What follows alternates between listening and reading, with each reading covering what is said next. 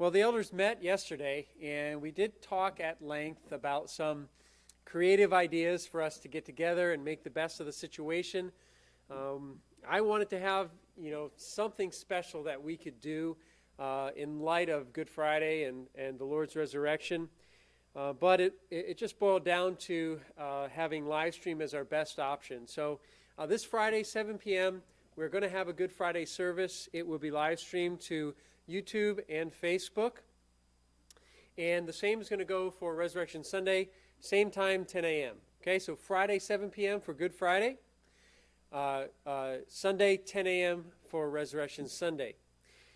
Now, for Good Friday, one of the things we'd like to do as well is observe the Lord's Supper as a church. This past week was the first of the month when we typically do that. So what I'm asking for is if each family would prepare the elements at home, a loaf of bread and also some grape juice, and that you would prepare your kids, whether they will partake or not, and explain those things to them, explain the gospel, explain the significance of remembering the Lord's death together.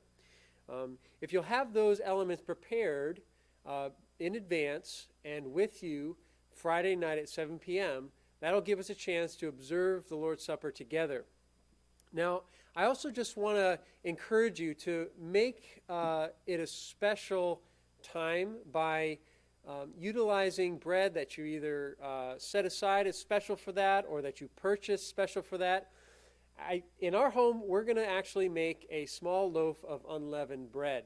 And what I want to try and avoid is going to the fridge last minute and looking at your leftover sandwich from lunch and just grabbing a hunk off the corner and using that for the Lord's Supper. Whenever we worship, it is to be holy. And the essential idea is that it is something set apart, sacred, and designated special for the Lord.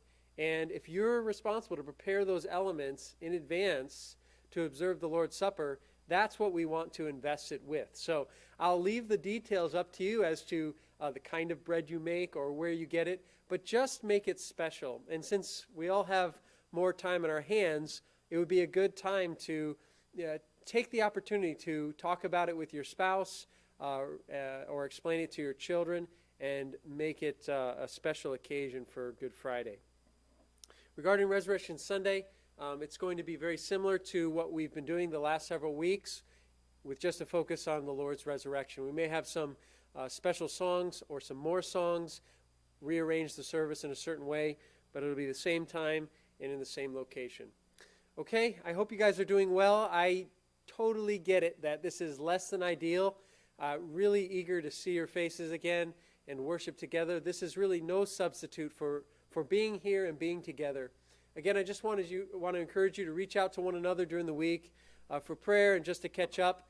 And a quick reminder that, again, tomorrow night, 7 p.m., we'll be having a Zoom prayer meeting. Hope you can join. See you then. God bless.